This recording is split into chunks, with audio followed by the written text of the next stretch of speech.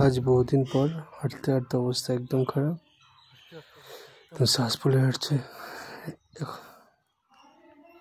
আর চলছি শিলিগুড়ির উদ্দেশ্যে ট্রেন পথে। এখন গিয়ে প্রথমে প্ল্যাটফর্ম থেকে টিকিট কালেক্ট করে এই ট্রেনে চলে এসেছে। এখন ট্রেনে উঠে শুরু হবে ট্রেন জার্নি। আপনাদের শেয়ার করছি মালবাজার টু শিলিগুড়ির যে জার্নি আছে এটাকে দারুণ সুন্দর হয়ে থাকে। দেখুন চারিদিকে টি গার্ডেন আছে, পুরো গ্রিন। সব থেকে বেশি মজার বিষয় হয় ট্রেনে যখন ট্রেনটা বেঁকে ওঠে তখন একদম ট্রেনের ফ্রন্ট পোর্শন থেকে ব্যাক পোর্শন পর্যন্ত সমস্তটা ক্লিয়ারলি দেখা যায়, সেটা খুব দারুণ। দেখুন এটা নিউমাল স্টেশনে ঢুকছি, এটা লেভেল ক্রসিং আছে।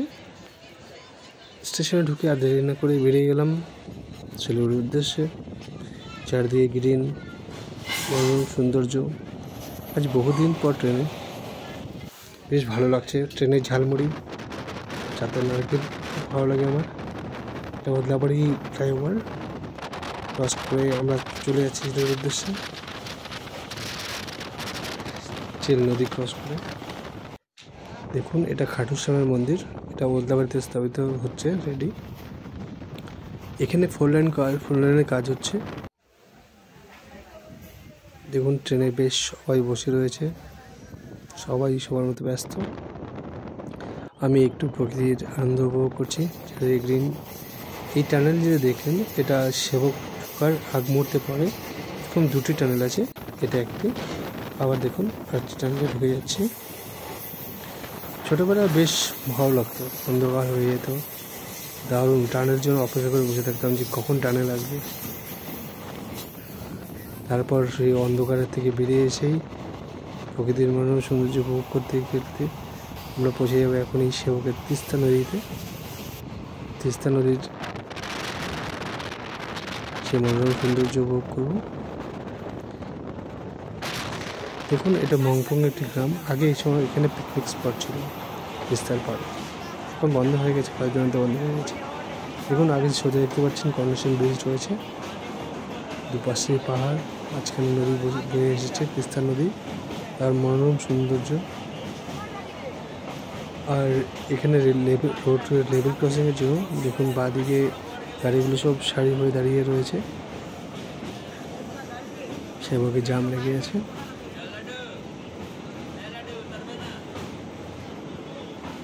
এই সৌন্দর্যের বলে বোঝানো যাবে না। উপভোগ করতে হলে প্রায় আপনাদেরকে নিজেদেরকে এখানে আসতে হবে। আসুন, উপভোগ করুন শিলিগুড়ি টু মালবাজারের জার্নি।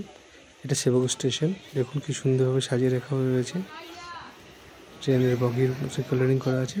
আর দেখতে পাচ্ছেন আগে এটি টানেল, এটি সিকিম চলে গেছে। এটি টোটাল 47 কিলোমিটার টানেল রয়েছে ব্রহ্মপুর চেকপোস্ট পর্যন্ত। এবার সে থেকে বেরিয়ে আমরা জঙ্গলের মাঝ দিয়ে চলে যাচ্ছি শিলিগুড়ির উদ্দেশ্যে।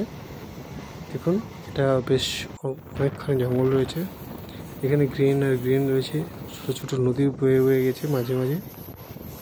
এখানে ওয়াইল্ড অ্যানিমেলসে প্রচুর পাওয়া যায়।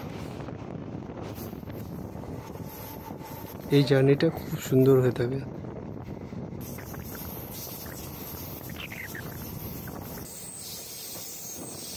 এই সবথেকে বেশি সুন্দর হলো এই যে মাঝে মাঝে ছোলাগুলো বয়ে গেছে। এখন তো জল নেই, কারণ এখন বর্ষাকাল নয়, এগুলো বর্ষা জলে মেনলি পুষ্ট। দারুণ সুন্দর। এখানে সলপিট রয়েছে, এখানে ঘরটা দেখতে পাচ্ছেন, এখানে গার্ড রুম আছে, সামনে সলপিট আছে, সেখানে লবণ দেওয়া থাকে। অ্যানিমালসরা এখানে লবণ নিজে চেখে যায়। এখানে একটু ময়ূর ক্রস করে গেল, ময়ূর ছিল। এই চলেছি, একটা মহানন্দা নদী রয়েছে, মহানন্দা নদী ক্রস করছি। এই জায়গাটি হলো গুলমা। এখন গুলমা স্টেশনে পৌঁছব। এই জায়গাটা দারুণ সুন্দর। এই নদীটা আপনার শুকনো দেখতে পাচ্ছেন, বর্ষায় এটাও খুব জলে ভরে যায়। এখন ধীরে ধীরে গুলমা স্টেশন থেকে ঢুকে যাচ্ছি। এখানে খানিকক্ষণ দাঁড়াতে হলো, কারণ এখানে ক্রসিং ছিল। শিলিগুড়ি থেকে যে ডুয়ার্সের উদ্দেশ্যে যে ডেমোটা আছে সেটাই গেল। এবার আমরা ধীরে ধীরে শিলিগুড়ির দিকেই যাচ্ছি। বেশ সুন্দর অভিজ্ঞতা রয়েছে। আপনারা প্লিজ আমার চ্যানেলটি সাবস্ক্রাইব করুন, লাইক করুন, শেয়ার করুন। দেখুন শিলিগুড়ি ইঞ্জিনিয়ারিং হতে চলে এসেছি। Thank you so much.